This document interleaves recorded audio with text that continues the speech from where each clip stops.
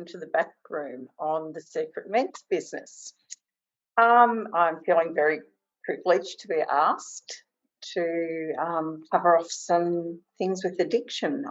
My name's Sandy Curtayne, and I am a counsellor, a psychotherapist, and a clinical hypnotherapist. I've been working in the field, not specifically always addictions, but have worked over 10 years with people with addictions. And interestingly enough, there's a lot of misconceptions about what addiction is and what problems are. And even within those fields, there's some very, very fine lines about an addiction and a problem, and recognising the difference between the two. There's also, as I say, this misconception about addicts in itself. And over the next couple of months, we'll go through and look at potentially what are addictions, what are problems, the people that become addicted, because it covers all fields. You know, you get people that think addiction is by weak people. And having, as I say, having worked in that field for all those years and continuing to do, how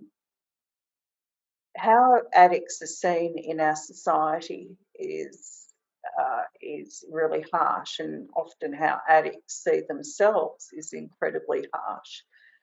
I was at a seminar and doing a talk on wellness, and all the rest of it was a company, and one of the people from the floor asked if I worked with people with addictions, and I said, yes, I do.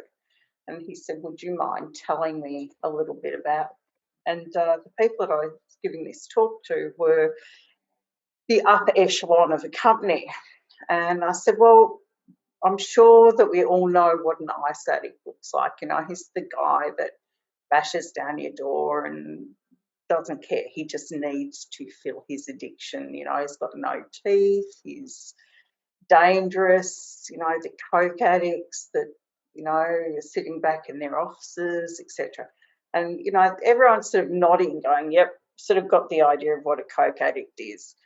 And I said, you know, the unfortunate thing is that that person that is a coke addict, that is an alcoholic, that gambles, whatever addiction it is, not one of them sat up and put their hand up and said, sign me up for addiction. I'd really like to, you know, fuck up my life.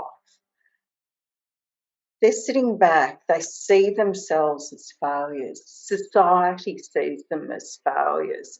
So to go into recovery, it's a real case of allowing themselves and society to see them differently. You know, of course there are, you know, the addicts that just lose all moral compass, or potentially didn't have a moral compass within that. But even in that, they didn't sign up for it. They didn't go, I'm really going to do this.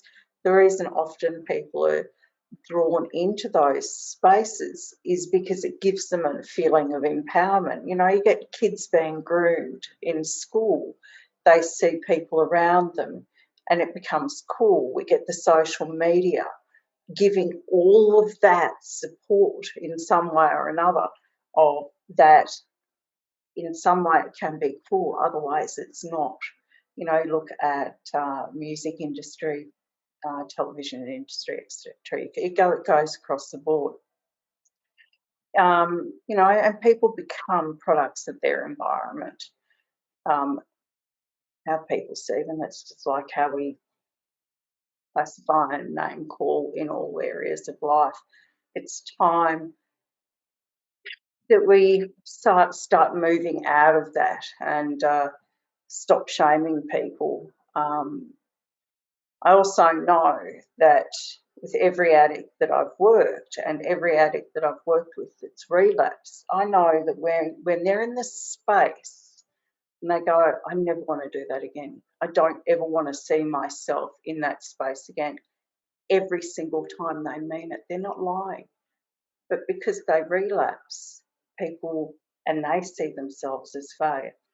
So I'm just sort of throwing some of this stuff in there as a bit of a nutshell to open up some discussions about, you know, what an addict is, some of the things. And as I say, over the next couple of months, as long as I'm allowed to be here, thank you to Aaron and Joey, you know, we'll cover off some of the things that can actually help to stop shaming yourself, stop shaming people you know that potentially are addicts, and some of the things that we can do as human beings to assist, because then we cover off a whole new field of what is, you know, assisting someone and what is enabling. Wow, now that is incredibly individualistic within all of that, having worked also with families of addicts, because often they don't know what to do with someone that potentially is in recovery and how to cover all of that off. Anyway, so I thought that I would just sort of give you a quick hello. I can talk for a very long time. Everyone stay in wellness, have the sensitivity to realise that we grow every day. People that are addicts didn't sign up for it. They didn't mean to become addicts. How do you recognise when you're becoming addicted? How do you bargain out of it? Because often people bargain throughout that. So there's lots and lots to talk about within that, you know, how society sees addicts, etc. We'll talk about different types of recovery, people that I've worked with and the things that they've done.